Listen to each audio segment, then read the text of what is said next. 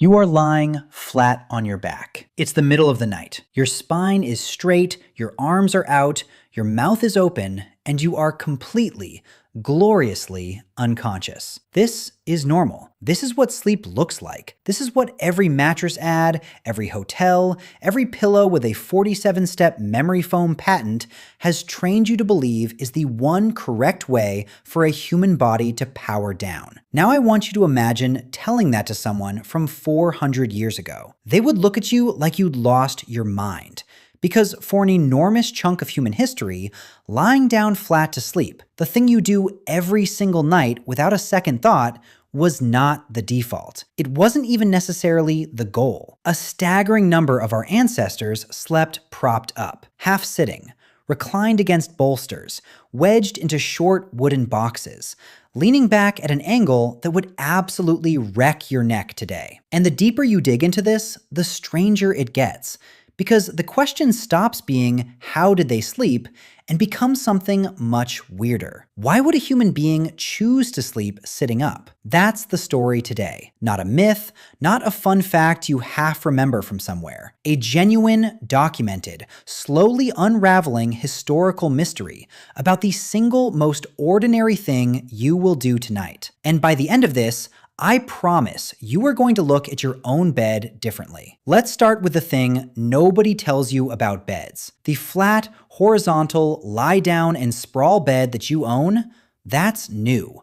That's a modern luxury. For most of human history, the bed was not a guaranteed object. It was a pile of straw, a mat on a dirt floor, a shared platform, a bench, a corner. And in a shocking number of those situations, lying fully flat was either uncomfortable, dangerous, or just not how it was done. Here's where it gets interesting. Walk into a museum that's preserved a genuine medieval or early modern European home, and one of the first things that confuses people is the beds. They're short. Disturbingly short. Tourists look at them and go, wow, people back then were tiny. And that explanation gets repeated everywhere. People were just smaller. Case closed. Except, no, people in the medieval period were not that small. Skeletal evidence shows the average height wasn't dramatically different from ours. A medieval adult would not fit into one of those beds lying flat any more than you would. So if the people weren't tiny, why were the beds so short? One answer, argued by historians who study this stuff seriously, is almost absurdly simple. The beds were short because people weren't lying down flat in them. They were sleeping propped up, half sitting, leaning back against a mound of pillows and bolsters, their torso raised, their body folded into a shape that fit a shorter frame just fine. Let that sink in. The bed wasn't built wrong.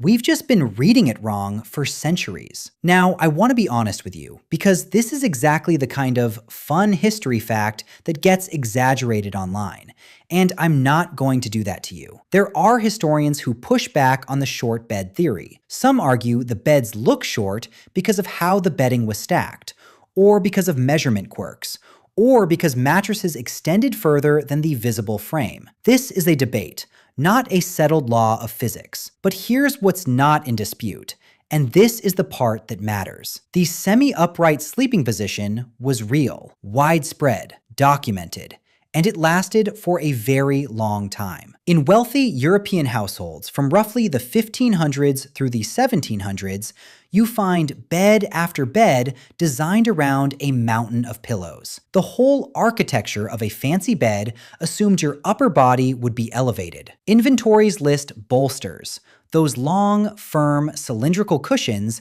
as essential equipment, not decoration. You'd have a base bolster running the width of the bed, then pillows stacked on top, building a ramp for your back. People slept on an incline, on purpose, night after night. So the question gets sharper. Not did they do it, but why? And this is where the story splits open into about 5 different explanations. And the genuinely fascinating thing is that they might all be true at once. Explanation number 1, breathing and the very real fear of not waking up. Before modern medicine, before antibiotics, before anyone understood germs, respiratory illness was a constant lurking killer. Congestion, fluid on the lungs, chest infections, these things killed people routinely, and they killed them in the night. And anyone who's ever tried to sleep flat with a bad cold knows the feeling. You lie down and suddenly you can't breathe. You cough. You drown a little. You sit up and instantly it eases. People figured this out without needing a study to tell them. Sleeping elevated kept the airways clearer. It made breathing easier. In an era where a chest infection could quietly turn fatal, sleeping propped up wasn't a quirky preference. It was, in a very literal sense, a survival strategy. You went to sleep in a position that gave your lungs a fighting chance. Explanation number 2. The cold, the smoke, and the floor that was trying to kill you. Go back far enough, and the floor is the enemy. Cold seeped up from packed earth and stone. Damp followed the cold. And up near the ceiling, in any home heated by an open fire or a hearth, there was smoke. Thick, drifting, lung-coating smoke. Because chimneys, the good kind, are a relatively recent invention too. So you've got cold and damp pooling low and smoke gathering high, which means the optimal sleeping zone is this narrow band in between, and a raised, semi-upright position let you find it. Off the freezing floor, below the worst of the smoke, tucked into the one livable layer of the room. No central heating, no double glazing.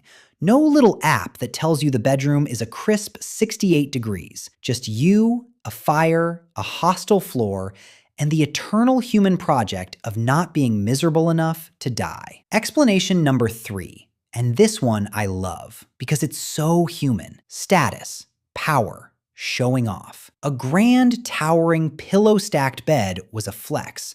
In the courts of Europe, the bed became a stage. The most famous example is the French monarchy, where the king's bed was practically a throne. Important visitors were received while the king reclined, propped up, half sitting in a bed surrounded by railings, with courtiers standing in attendance. There were elaborate rituals, the lever and the coucher, the formal getting up and going to bed ceremonies, where powerful people watched the king transition between vertical and horizontal like it was theater, because it was. In that world, sleeping bolt upright in a magnificent bed signaled that you were not some peasant collapsing face down into straw. You were dignified. You were elevated, literally and socially. Lying flat was for the dead and the poor. The mighty sat up, even in their sleep. But here's where it gets genuinely strange, because now we have to leave the cozy world of fancy European beds and ask a much bigger question. Was the upright sleep thing just a European fashion? A quirk of a few damp centuries? No. And this is the part that makes you realize you might be looking at something deeper than fashion. Because all over the world, in cultures with no contact with each other, you find people who do not sleep the way you sleep. Look at the lit clos, the box beds of Brittany and other parts of rural France and the Celtic regions. These were enclosed wooden cabinets, almost like cupboards you climbed into and shut behind you. They were short, they were tight, and people slept in them folded, semi-reclined, sometimes nearly sitting, partly for warmth, partly for protection from drafts and animals, partly because that's how the box was built. Whole families used them. Generations grew up, never once sleeping flat on their backs in an open room. Look at cultures across Asia and Africa, where the headrest, not the pillow, was the sleeping tool of choice. In ancient Egypt, people used carved wooden or stone headrests, curved supports that cradled the neck and held the head up off the ground. The Egyptians weren't lying flat with a soft, fluffy pillow. They were keeping the head elevated, the neck supported, the body in a very different shape than a modern sleeper. And you find headrests like this across the African continent and into the Pacific, used for centuries, sometimes specifically to keep an elaborate hairstyle intact, sometimes for airflow and coolness, sometimes for reasons we're still piecing together. The point is this: the flat sprawl is not universal. It is not the obvious, inevitable, only natural way for a human to sleep. It's one option among many,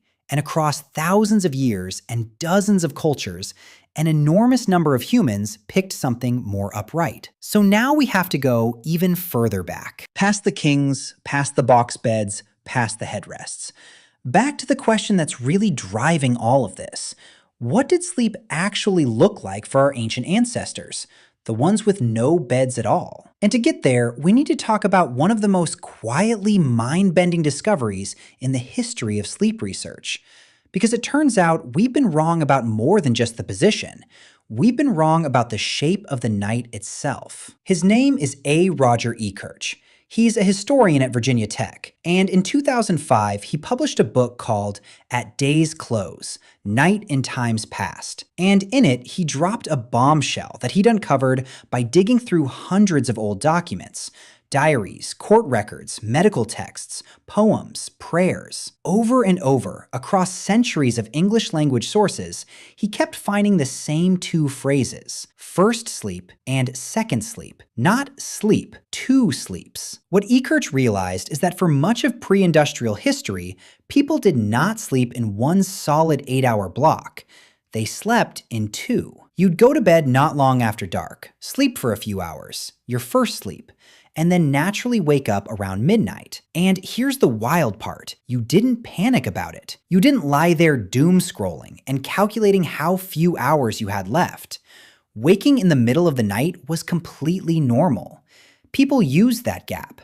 They prayed, they talked, they tended the fire, they had sex, they visited neighbors, they reflected on their dreams while the dreams were fresh, and then, an hour or two later, they drift back down into their second sleep until dawn. Two sleeps, with a calm, wakeful island in between. For most of human history, that was just the night. And then it vanished. As artificial lighting spread, as candles got cheaper, as gas lamps lit up cities, as the electric bulb finally conquered the dark, the night got shorter, and the two-sleep pattern got squeezed out. People stayed up later, compressed their rest into one block, and within a few generations, forgot the whole thing had ever existed. The very phrases first sleep and second sleep dropped out of the language. We didn't just change how we sleep, we forgot we'd ever done it differently. But here's where it gets interesting. Because that's a historian working from documents. What does the actual science say? Is this just an old European habit? Or is segmented sleep something built deeper into us? Enter Thomas Ware, a researcher at the National Institute of Mental Health. In the early 1990s, Ware ran an experiment that sounds almost too simple to be profound. He took a group of people and, for a month, plunged them into long nights. 14 hours of darkness every single night, the way a human in winter, before electric light, would have experienced it. No phones glowing, no lamps, just darkness, the way it used to be. And after a few weeks, their sleep changed. It split. People started sleeping in two distinct chunks, separated by a quiet period of wakefulness in the middle of the night. A calm, almost meditative state, with elevated levels of prolactin, the same hormone associated with that peaceful, dreamy contentment. Where subjects, modern people with modern brains, spontaneously rediscovered the exact pattern Ekirch found buried in centuries-old diaries. Let that sink in. The two-sleep night isn't just a historical curiosity. It might be the pattern your body wants. The one electric light papered over. You've been doing it wrong, possibly your entire life. And so has nearly everyone you know. So if the timing of sleep was that different, if the very structure of the night was something we've forgotten, then suddenly the idea that the position was different too stops sounding crazy. It starts sounding obvious. Of course they didn't sleep like us. They didn't do anything about the night like us. Now let's go all the way back. All the way to the people with no beds, no box beds, no bolsters, no headrests, the hunter-gatherers. In 2015, a team led by Jerome Siegel, a sleep researcher at UCLA, published a study in the journal Current Biology that did something nobody had really done before. They strapped tracking devices onto people in 3 of the few remaining traditional hunter-gatherer and forager societies on Earth: the Hadza in Tanzania, the San in Namibia, and the Chimane in Bolivia. Communities living without electricity, without artificial light, in conditions closer to our deep ancestral past than almost anywhere else. And the findings quietly demolished a few myths. These people didn't sleep more than us. In fact, they often slept a bit less, around 6.5 hours a night. They didn't go to bed when the sun went down. They stayed up hours into the dark, around a fire. They tended to wake near dawn. And crucially, they had almost no concept of insomnia. Some of the languages didn't even have a word for it. But for our story, the detail that matters most is the fire. Because every one of these communities sleeps with fire, near fire, around fire. And anyone who slept near a fire knows you don't sprawl out flat in the smoke. You sit, you lean. You arrange your body to stay warm on one side, watch the flames, keep the smoke out of your face, and stay just alert enough to feed the fire and notice if something moves in the dark. Which brings us to the oldest, deepest, most primal explanation of all. The one underneath the kings and the box beds and the headrests. Safety. For almost the entire span of human existence, sleep was the most dangerous thing you did. Think about it. You're a relatively slow, soft, clawless, fangless animal. And for 8 hours, you're going to switch off your brain and become, biologically speaking, slow meat lying in the open. Predators hunt at night. Rival groups move at night. The dark was full of things that wanted to eat you or kill you, and you were planning to go unconscious right in the middle of it. A flat, deep, dead-to-the-world sleep is a luxury of safety. It's something you can only afford when you're certain nothing is coming. And for most of human history, nobody was certain. So you slept lighter. You slept in groups, in shifts, with someone awake. And you slept in positions you could wake up from fast, propped, leaning, half-sitting, ready. A body that's already partly upright is a body that's a half-second closer to standing, to running, to fighting. Lying flat on your back, limbs splayed, is the position of total surrender. It's the position of an animal that has decided, against all evidence, that the world is safe. There's even research backing the group sleep version of this. A study of the Hadza found that across their sleeping groups, at almost any given moment during the night, somebody was awake. Not on a guard rota, not on purpose, just naturally. Because people of different ages drift in and out of sleep at different times. The older members tended to stir earlier. The younger ones stayed up later. The result is a kind of accidental, around-the-clock sentinel system. There was almost no point in the night when the whole group was unconscious at once. So picture it now. Not a king on his throne bed. Not a French family folded into a wooden cupboard. Go all the way back. A small band of humans, 50,000 years ago,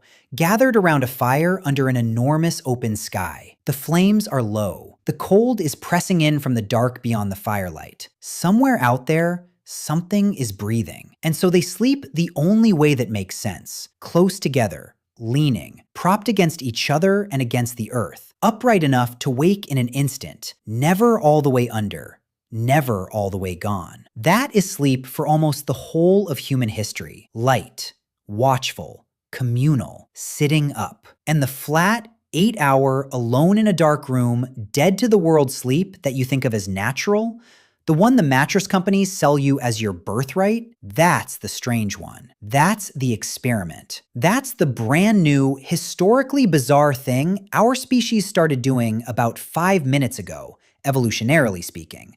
Once we built walls thick enough, locks strong enough, and a world tame enough that we could finally, for the first time, afford to fully let go. So tonight, when you climb into your bed, your big, soft, flat, gloriously horizontal bed, in your warm room, behind your locked door, with no fire to tend and no predator in the dark, and no second sleep waiting for you at midnight, I want you to notice it, just for a second. You're about to do something almost none of your ancestors ever could. You're going to lie down completely flat, close your eyes, and trust the dark entirely. It feels like the most natural thing in the world. It might be one of the least natural things we've ever done. And there's a part of this story I haven't told you yet, because the reason we finally lay down, the exact moment our species stopped sleeping upright and started trusting the night, has less to do with comfort than you'd ever guess, and almost everything to do with one invention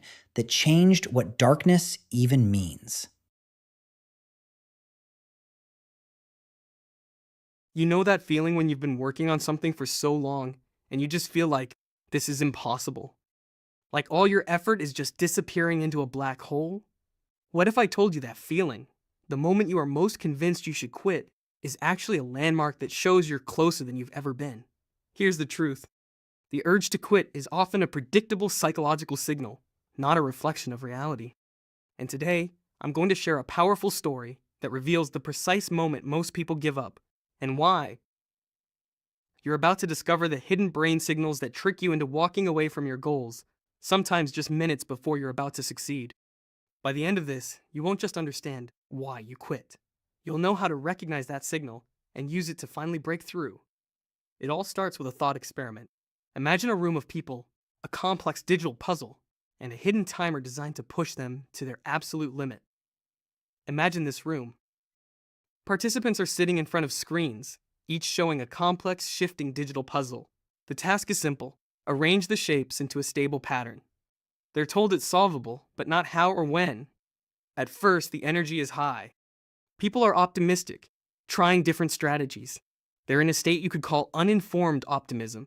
They see the goal, they feel the excitement, but they have no idea of the brutal journey ahead. Now, here's the twist in our thought experiment. What the participants don't know is that for the first 20 minutes, the puzzle is designed so their actions have almost no visible effect. Progress is practically zero.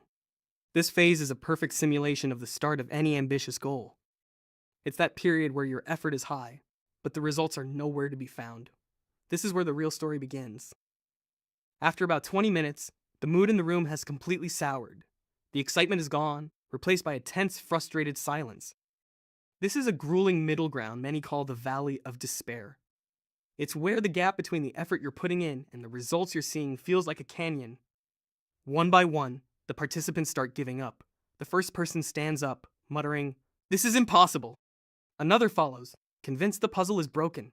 By the time we get close to the half-hour mark, the vast majority have quit. They aren't lazy. They are exhausted, discouraged, and utterly convinced their effort is being wasted. But here is the secret. The puzzle in our experiment was designed to automatically solve itself after exactly 30 minutes of continuous interaction. The breakthrough wasn't just possible, it was guaranteed. The people who quit were, on average, just a few minutes away from the solution. The moment of their maximum doubt, the point where their brains screamed that this was a pointless, futile endeavor, was the immediate precursor to their success. They were standing right at the finish line, but they couldn't see it, so they turned around and walked away. So why does this happen? It's not a character flaw. It's a series of ancient brain signals that are misfiring in our modern world. First, your brain mistakes struggle for failure. For our ancestors, struggle often signaled immediate danger. It's like your brain is running an old survival program that equates difficulty with a threat. When you're in that valley of despair, your brain doesn't think, "I'm building a new skill." It thinks, "This is dangerous. I'm wasting energy. Stop now." The urge to quit is a self-preservation mechanism, but it's trying to preserve your energy, not your long-term goal. Second, your brain expects linear progress. We think 1 unit of effort should equal 1 unit of results, but that's not how real growth works. Real growth is like a bamboo tree. For years, you can water it and see nothing, but underground, it's building a massive root system. Then, it can shoot up 90 feet in a few weeks. The work was happening the whole time. It was just invisible. The valley of despair is you building your roots. Your brain, not seeing visible growth, misinterprets the plateau as permanent failure. Finally, there's a phenomenon from behavioral science called an extinction burst. When a behavior that used to bring a reward suddenly stops working, the first reaction isn't to quit. It's to try harder, faster, with more intensity. In our goals, this feels like that last-ditch effort where you throw everything you have at the problem. When that final push doesn't work, your brain concludes the mission should be abandoned. And this burst often happens right before things were about to click. If you're starting to see your own patterns in this, and you're finding this helpful, take a second to subscribe. We're about to get into the most important part: how to fight back and rewire your mind for the breakthrough. Understanding the trap is the first step, but escaping it requires a new set of mental tools. It's less about willpower and more about perspective. First, learn to reframe the signal. That overwhelming urge to quit is not a stop sign. It's a landmark. It's a biological signal that you've entered the final, most difficult phase of growth. When you feel that intense desire to give up, your new response shouldn't be, "This isn't working." It should be, "Here it is. I've arrived at the final test." Frame the pain not as a signal to stop, but as a sign that you are on the verge of a breakthrough. Second, focus on emotional endurance. Success in long-term goals is less about talent and more about your ability to tolerate the discomfort of uncertainty. This is the core of a growth mindset. It's understanding that the struggle is the process of building ability. The friction, the confusion, the frustration, that is the feeling of your brain forging new neural pathways. Welcome it as evidence that the work is working, even when you can't see it yet. And third, actively fight the abandonment bias. To counter this, make your progress visible. Keep a work journal. Track your hours. Write down small lessons. When you feel like you've gotten nowhere, look back at your log. You'll have concrete proof that you are not where you started. This simple act stops your emotions from lying to you. Let's go back to our experiment. As the room emptied, one participant remained. She was just as frustrated. She sighed, stretched, and even hovered her hand over the quit button. But instead of clicking it, she took a deep breath and said to herself, "Just one more minute." And then, at the 30-minute mark, it happened. The shapes on her screen flashed green and snapped into a perfect pattern. A message appeared, "Congratulations." The relief on her face was immense, but it was quickly replaced by a look of profound understanding. She didn't win because she was smarter. She won because she was willing to endure the feeling of failure for 1 minute longer than everyone else.